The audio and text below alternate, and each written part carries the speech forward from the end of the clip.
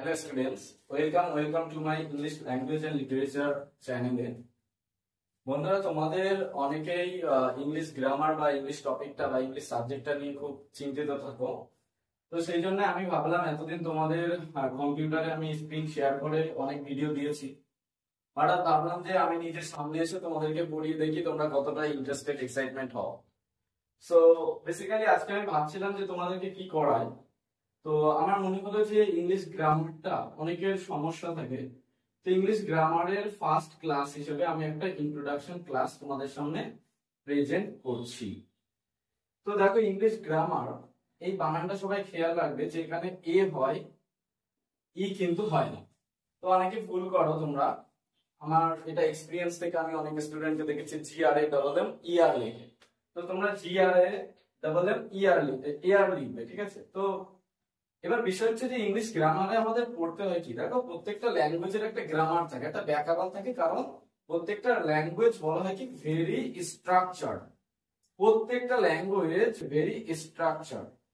কেন ভীষণ স্ট্রাকচার্ড, কেন গঠনগত দিক দিয়ে পুরো সাইন্টিফিক্যালি স্ট্রাকচার্ড? কারণ হচ্ছে যে আমরা ধরো পশুরা একটা পশু আর একটা পশুর সাথে কথা বলতে পারে, পাখিরা কথা বলতে পারে, তাহলে ওদেরগুলো কি ল্যাঙ্গুয়েজ বলবো? সো ল্যাঙ্গুয়েজ কাকে বলে সেটা জানতে হবে। আর ল্যাঙ্গুয়েজ আমরা যেটা বলি সেটা যে কোনো পৃথিবীর যে কোনো ল্যাঙ্গুয়েজ হতে পারে, সেটা দেখবে অলওয়েজ একটা গ্রামার থাকে, একটা নিয়ম বা একটা রীতি মেনে চলে। সেই নিয়মটাকেই আমরা গ্রামার বা ব্যাকরণ বলি।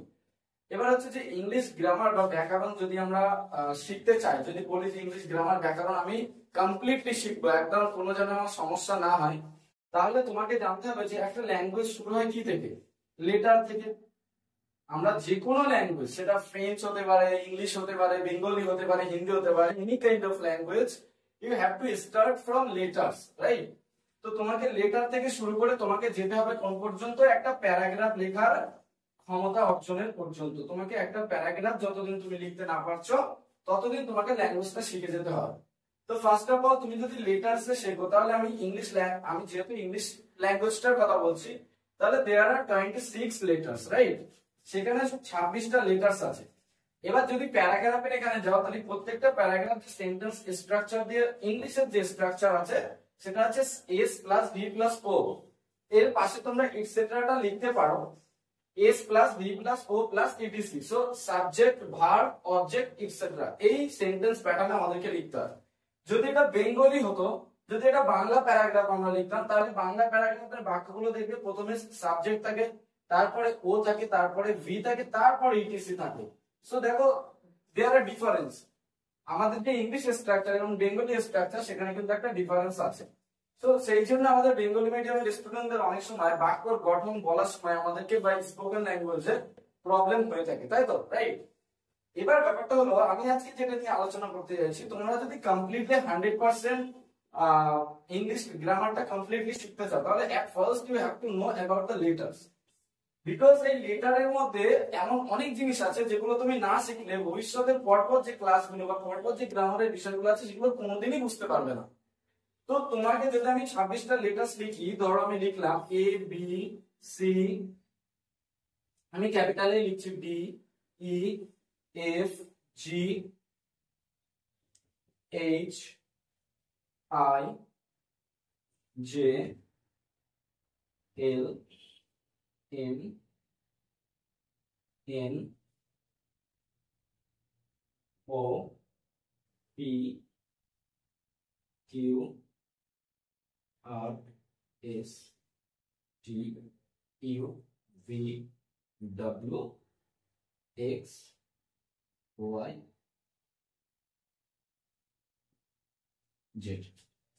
একটু হয়তো হাতের লেখা একটু প্রবলেম হচ্ছে, বাট এই 26টা লেটার্স নিয়ে আমাদের ইংরেজির ভাষা শুরু, রাইট?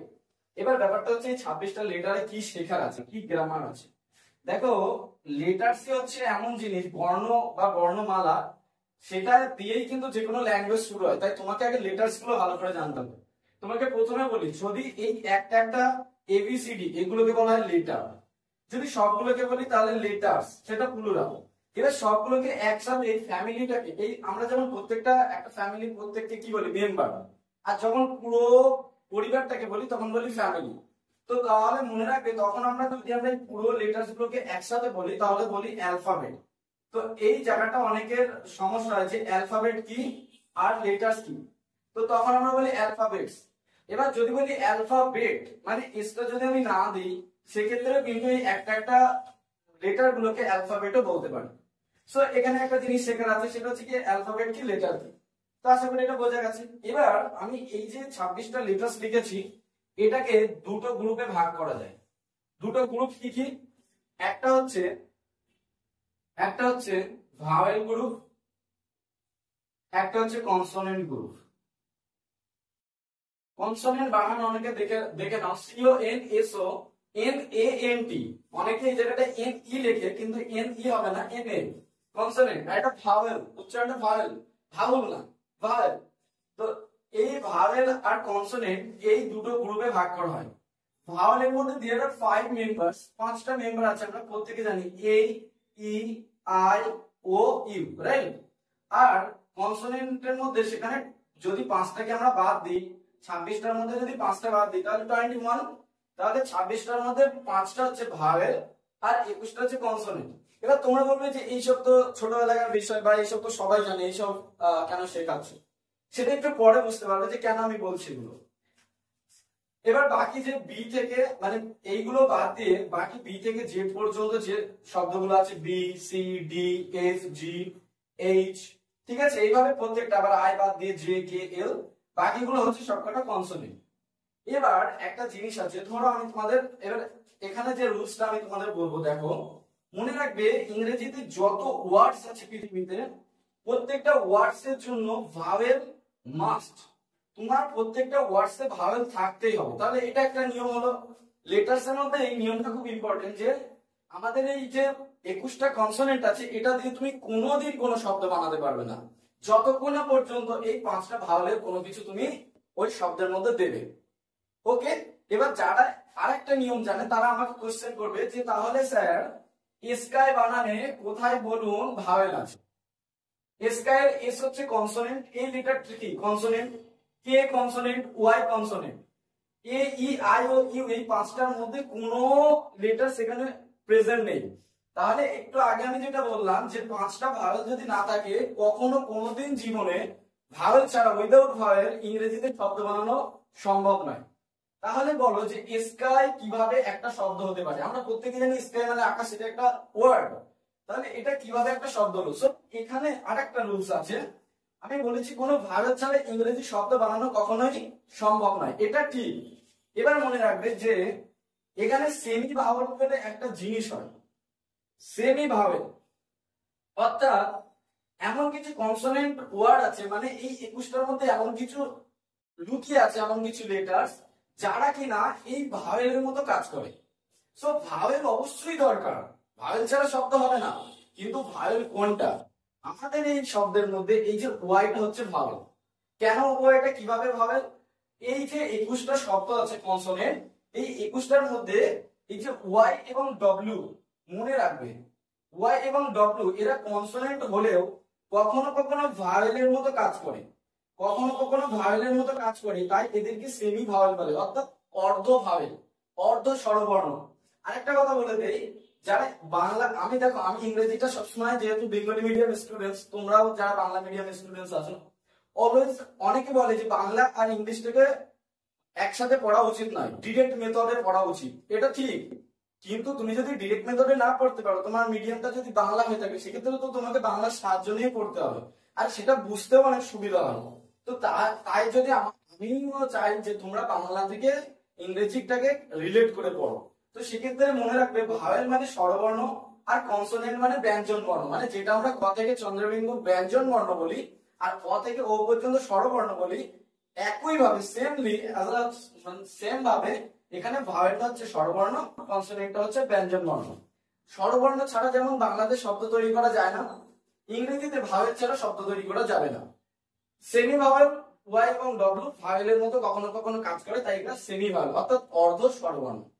আশা করি আজকে লেটার সম্পর্কে যতটুকু বলেছি ততটুকুর মধ্যে তোমাদের কোনো কোনো বিষয় অজানা ছিল, কিন্তু এই লেটার সম্পর্কে আমি চাইলে এখনো 1 ঘন্টায় তোমাদের ক্লাস দিতে পারি, বিকজ দেখো একটা ফর এক্সাম্পল দিচ্ছি, তোমরা ছোটবেলা থেকে জেনে এসেছো এই লেটার্স গুলো, ধরো যদি আমরা আর্টিকেল প্রিপজিশন করি, আর্টিকেলের ক্ষেত্রে তোমরা জানো তিনটা আর্টিকেল থাকে, এ, এন আর দা বা দি।